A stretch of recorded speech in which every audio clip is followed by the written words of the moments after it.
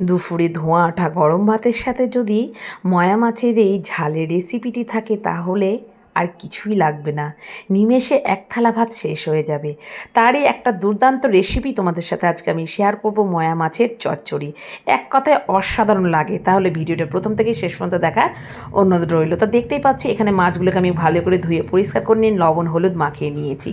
লবণ হলুদ মাখানোর পরে এবার কড়াইতে সরিষার তেল গরম করে নিয়ে মাছটাকে ভাজতে দেব। আর এই ময়া মাছের ঝাল বলো টক বলো, মানে সবজি দিয়ে তরকারি খেতেও দুর্দান্ত লাগে, মানে এক কথায় অসাধারণ। তা আজকে আমি এটা ঝাল করছি। তার সাথে কিছুটা পরিমাণে গোটা সর্ষে নিয়েছি, পরিমাণ মতো কাঁচা লঙ্কা লবণ দিয়ে ভালো করে একটা মিহি মিক্সিতে পেস্ট করে নেব। পেস্ট করে নিয়ে এদিকে দেখতেই পাচ্ছ মাছগুলো আমার এক পিঠ ভাজা হয়ে গেছে। এবার মাছটাকে উল্টিয়ে দিয়ে ভালো করে মাছটাকে ভেজে এবার তুলে নেব। তুলে নেওয়ার পর ওই তেলের মধ্যে কিছুটা পরিমাণে, বেশ কিছুটা পরিমাণে কুচনো পেঁয়াজ দিতে হবে। পেঁয়াজটাকে দিয়ে ভালো করে লাল লাল করে এবার ভেজে নেব। এইভাবে ময়া মাছের ঝাল রান্না তোমরা একবার বাড়িতে চচ্চড়ি বলো ঝাল বড়ো করে খেয়ে দেখো, দুর্দান্ত লাগে।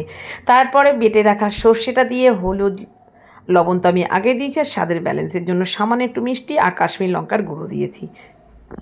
দিয়ে ভালো করে এবার মশলাটাকে আমি কষিয়ে নেব। মশলাটা কষানো হয়ে যাওয়ার পরে কিছুক্ষণ পরে আমি এবার ভেজে রাখা মাছগুলোকে দিয়ে দেবো।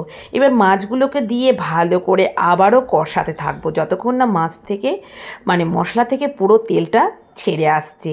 যত তুমি ভালো করে এই মশলাটাকে সর্ষেটাকে কষাবে তত এই মাছের ঝাল খেতে সুস্বাদু হবে। দুটো কাঁচা লঙ্কা দিয়ে দিলাম, আর এই কাঁচা লঙ্কা দিলে স্বাদটা আরও সুন্দর হয়। তা দেখতেই পাচ্ছ কতটা লোভনীয় হয়েছে আমার ময়া মাছের ঝাল। এটা দুপুরে ধোয়াটা গরম ভাতের সাথে শুধু এই রেসিপিটা থাকলেই হবে বন্ধুরা।